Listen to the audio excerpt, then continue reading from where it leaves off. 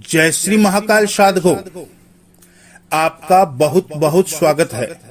साधको, तंत्र मंत्र में जहाँ 52 वीर, 55 कलवे, 64 योगियों का बहुत बड़ा स्थान है, साथ साथ में लोक देवताओं का स्थान है, जिसमें गोगा जारवी, वीरा पहलवान और भी हमारे बहुत से लोक देवता हैं, जिसमें चाहे बाबा नागरसेन हो, आगम खेड़े हो, आगम खेड़े की चौक चौराहे वाली माता हो, उसी प्रकार एक ऐसी तंत्र मंत्र की देवी है जिनको माता लूना चमारी के नाम से जाना जाता है, लूना जोगन के नाम से भी जाना जाता है। कामरू देश कामाख्या अपने आप में असीम शक्तियों को सम्माहित करने वाली ये देवी एक बहुत बड़ी जादूगरनी थी, जो आज लूना चमारी के नाम से पूजी जाती है, जिसमें बहुत सारे लोग अपने घर की कुल देवी के रूप में पूजते हैं। कुछ लोग अपने इष्ट देवी भी इन्हें मानते हैं। कहा जाता है लूना जोगन इसलिए कहा जाता है क्योंकि इनके जो गुरु थे वो इस्माइल जोगी थे।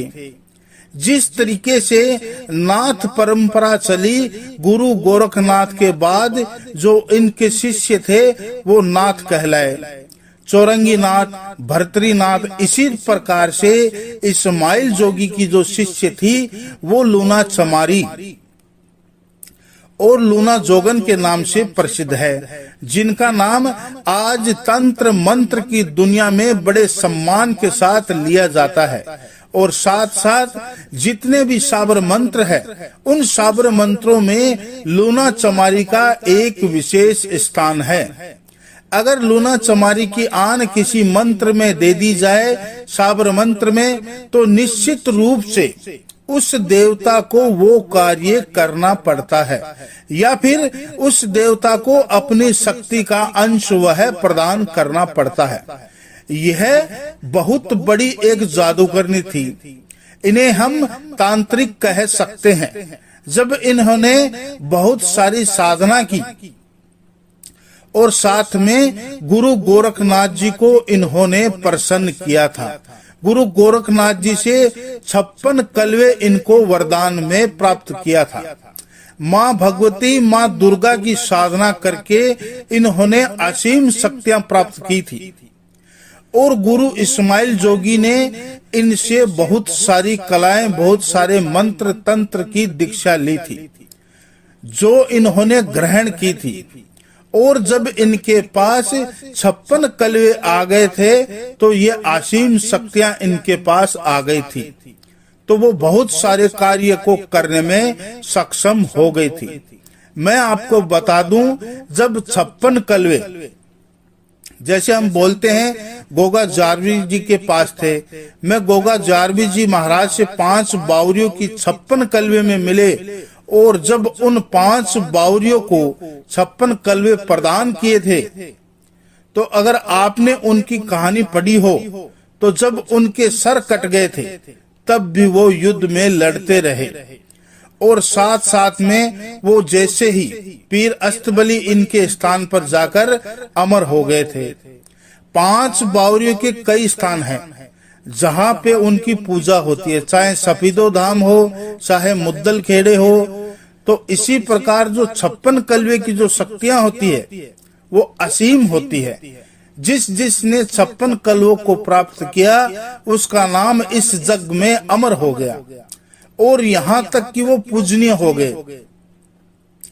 अब ये जो 56 कलवे ये बहुत अद्भुत कार्य करते हैं। जैसे कि किसी की खबर मंगवानी हो, उनकी शक्ति के द्वारा प्रेत आदि को बांधना हो, किसी को पीड़ा देनी हो, शमशान की शक्ति को काटना हो, कोक बांधनी हो, कोक खोलनी हो, हाजिरी मंगवानी हो, मारन करना हो, आकर्षण करना हो, वशीकरण करना हो, उच्चाटन करना हो, ये सभी कार्य 56 कलवों के द्वारा की जा सकती है।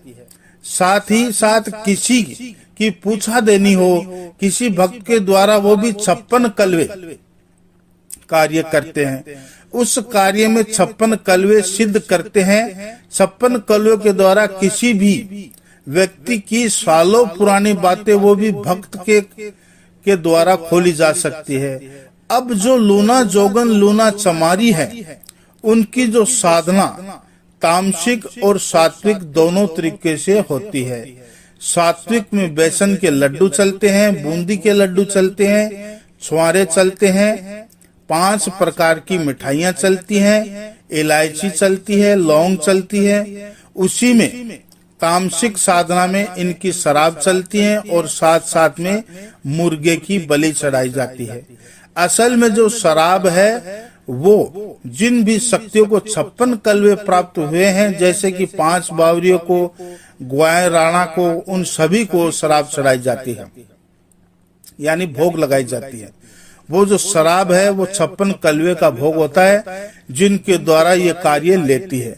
और हर बड़ी शक्ति के साथ वो बहुत सारी शक्तियां चलती है, जो कुछ उनके नीचे कार्य करते हैं तो कुछ उनके साथ कार्य करते हैं।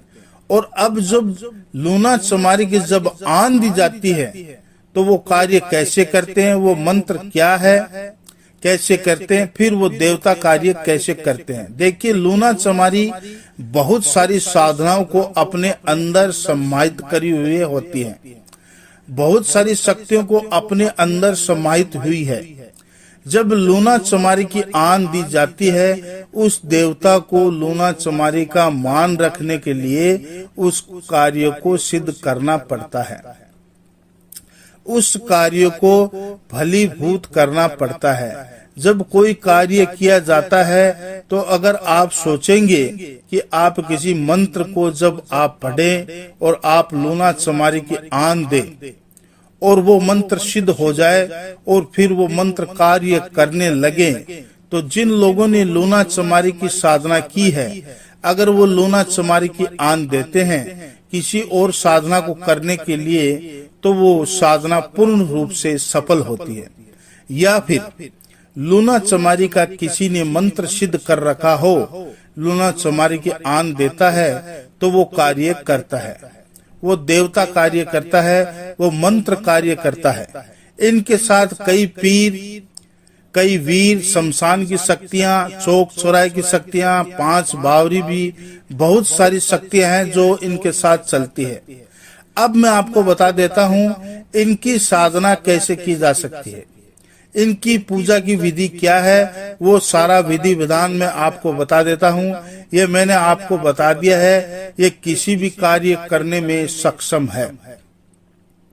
किसी की खबर मंगवानी हो या किसी को हाजिरी करनी हो, किसी के घर का बंधन करना हो, किसी का वशीकरण करना हो, ये हर कार्य को करने में माता लूना चमारी सक्षम है। ज्यादातर जो तांत्रिक लोग हैं वो माता लूना चमारी को सिद्ध करते हैं। ज्यादातर इनकी जो इच्छा होती है वो वशीकरण के रूप में सिद्ध करते हैं। उनके मंत्र को जब सिद्ध करते हैं तो वशीकरण के रूप में सिद्ध करते हैं उनके मंत्र को, क्योंकि लूना चमारी बहुत ही तगड़ा और एक माता श्याम पूर्ण ये बहुत तगड़ा वशीकरण करती है, इतना तगड़ा कि किसी और के लिए वशीकरण को काटना असंभव सा हो जाता है। तो इसीलिए इनकी साधना में वशीकरण का बहुत बड़ा महत्व है। इनकी साधना 41 दिन की होती है, जिसमें नियम सारे वही होते हैं, जिसमें ब्रह्मचर्य का पालन करना होता है। साथ साथ एक चीज मैं आपको और बता दूं, आपको ध्यान में रखने के लिए, इस साधना को गुरु मुख लोग ही करे। पहली बात, जिनके गुरु है वही करे, गुरु से आज्ञा लेके। दूसरी बात, रात को 10 बजे के बाद यानी 10 बजे से 12 बजे के बीच में इनकी साधना, इनका मंत्र है जो उसको पूर्ण करने होती है। साबर मंत्र होता है, जो भी इस साधना को करता है उसके पास सुरक्षा मंत्र सिद्ध होना बहुत जरूरी है। उसके पास सुरक्षा मंत्र हो, वह सिद्ध होना चाहिए, ताकि जब भी वो साधना में बैठे तो सुरक्षा घेरा बना ले। क्योंकि जब आप जाप करते हो, बहुत सारी शक्तियां, अदृश्य शक्तियां है जो आपकी तरफ आती है। एक बात और मैं आपको बता दूंगा, आपने सुना होगा खाली कमरे का चयन करे। जब भी आप कोई साधना करें तो एकांतवास में करनी चाहिए, क्योंकि 10 बजे रात्रि में इनकी शक्तियां जागृत रहती हैं। और दूसरी बात, आपके जब परिवार वाले सो जाते हैं यानी रात को, तभी इन्हीं साधना करते हैं, क्योंकि जो शक्तियां आती है बाहर से आपकी तरफ आकर्षित होती है। तो अगर आपके घर वाले वहां पर होंगे, कोई व्यक्ति होगा तो उनसे टकराएगी और उनको नुकसान पहुंचा सकती है। इसलिए अगर आप कोई साधना करते हैं तो उस समय कीजिए जब आपका परिवार सो गया हो, तभी इस साधना को करना चाहिए। अगर इस साधना के बारे में कोई जानकारी चाहिए तो आप मेरे को कमेंट करें। आज के लिए बस इतना ही। जय श्री महाकाल।